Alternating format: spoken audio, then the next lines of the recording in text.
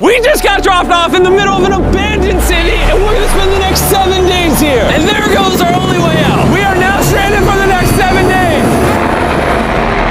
Why are we doing this?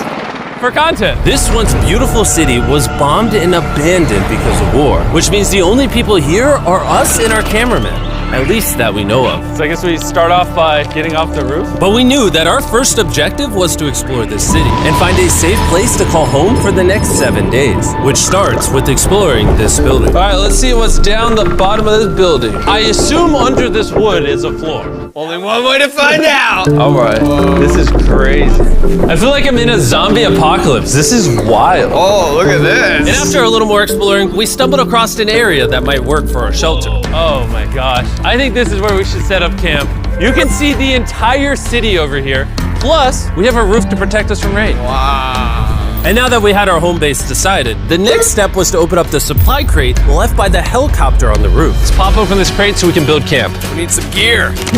Oh, whoa. This crate contains all the survival gear we'll need for the next 7 days. And so we don't have to carry stuff all the way down the stairs. We're just gonna drop it.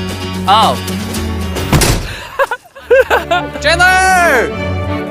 We have a perfect assembly line. Chris, it's raining sleeping bags.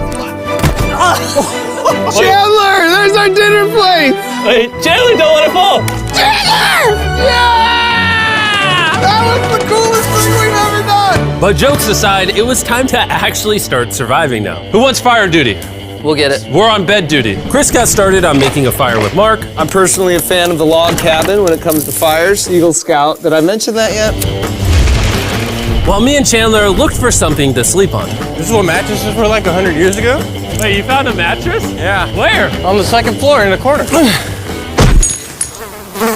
That's all you. Thanks. You should wrap that thing in a tarp so you don't get destroyed by bugs. I'm gonna wrap that mattress like a burrito. And while Chandler took his chances with his sketchy mattress, the rest of us decided to sleep on wooden doors. There's no shot that you're more comfortable than me right now. My back already hurts. There are so many buildings we have yet to explore in this city. Tomorrow's gonna be insane.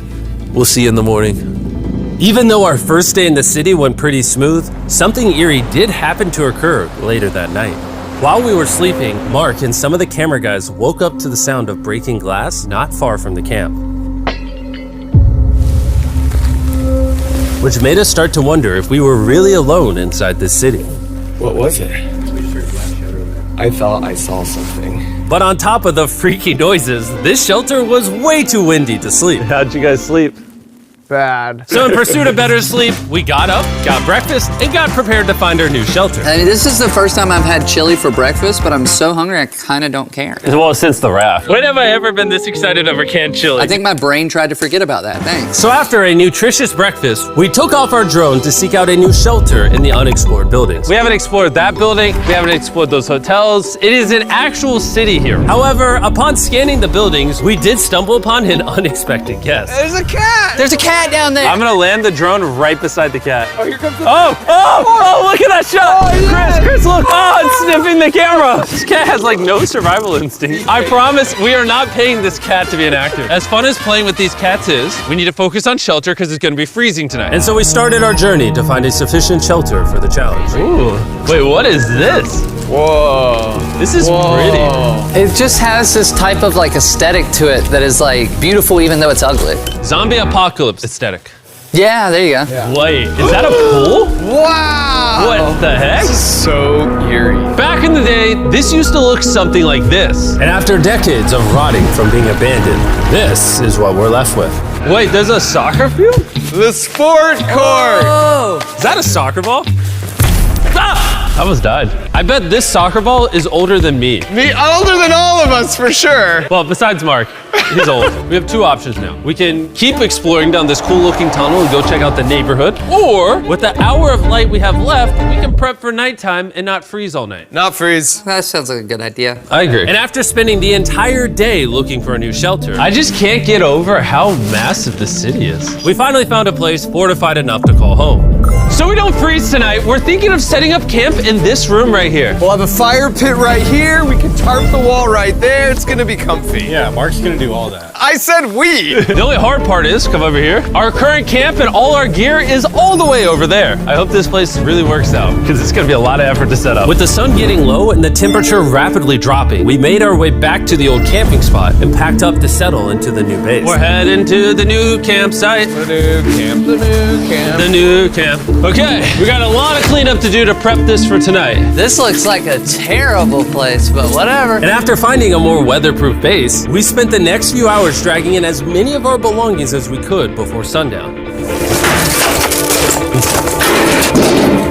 And because it got dark so fast, we couldn't bring all of our resources to the new base. So aside from one water bag, cans of chili, and a couple old mattresses, this is all we had. What does everyone think of our new place? I like that there's no wind. It's much warmer. Chandler? What? It was now the third day of 7 doing this challenge. And once we got up, we continued exploring. Be careful. These stairs are actually steep. On this whole staircase, 3 of the stairs are normal. This beach is nice. It actually smells like the beach. It's because it is a beach. Yeah. But not too far in, something strange happened. You guys see someone? What? Or don't you see that reflecting thing over there under the stairs? Oh, I do. Jimmy, remember how we almost died the first night from glass bottle attack? I wonder if that's where the glass bottles came from. It was in this moment we realized we actually weren't alone in this abandoned city after all. And once our cameraman spotted this mysterious person on our drone, we did what anyone else would do. Let's go check it out. Investigation. That building is sick. Why is this mansion beside this giant motel? Decades ago, this hotel stood as a first-class vacation resort. But years of war turned this once picturesque property into a city of ruins. Let's head on in.